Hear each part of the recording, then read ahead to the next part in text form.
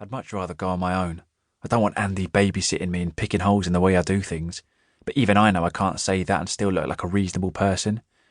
So I shrug and say, "If you like, makes no difference to me." And off we go. The visibility is appalling. It was bad enough at the top, but once we're over the back, the wind blasts directly into our faces. As I predicted, my two chargers are barely up to the task. They both tick boxes saying confident black run skiers on the forms. Yeah, right. It's already clear that that isn't true. I told them this was backcountry, but it isn't really, luckily for them. I knew they wouldn't be able to cope with anything properly hardcore. Couloir Noir, as it's called, isn't actually a couloir at all, it's just a steep, narrow slope. Officially it's off-piste, but it's about as vanilla as off-piste can get. As long as you know where you're going, like I do, you start at the top of the chairlift and you pop right back out the bottom of the chairlift, no major deal.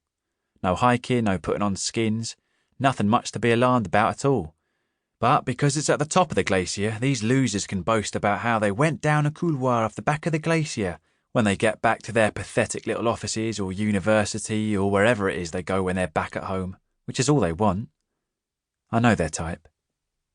It's no surprise to me that they don't look like they're enjoying it in any way. Andy has hung back a bit, saying, "I'll pick up any stragglers," and left me leading the clients. As one of them snowplows and picks their way down, the other one bolts past me, thinking he's something special because he can go fast, whereas in reality he's simply out of control. It's not big or clever, it's downright dangerous. Andy races past me and I shout, "Make that guy wait, he doesn't know where he's going." My voice disappears into the howling wind.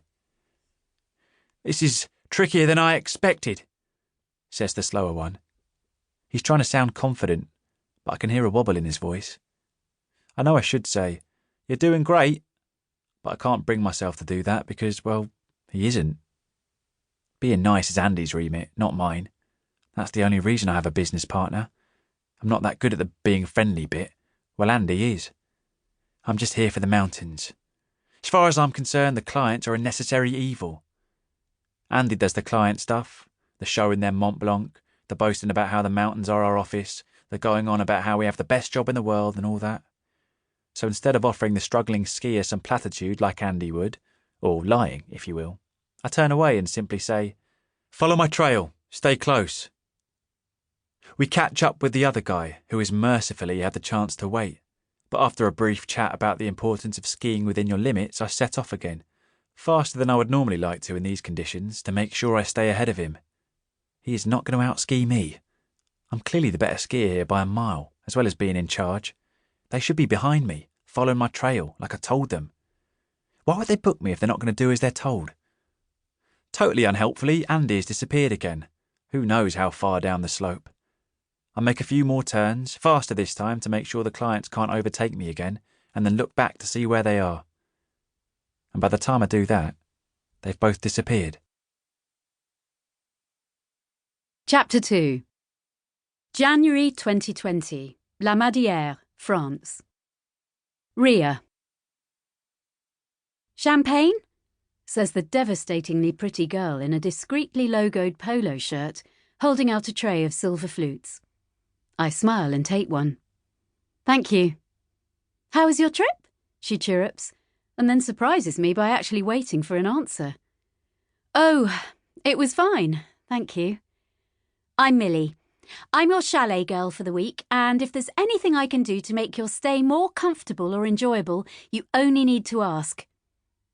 There's a whoosh of cold air as Hugo comes through the door and puts a proprietorial hand on my waist. I flinch. "Champagne, sir?"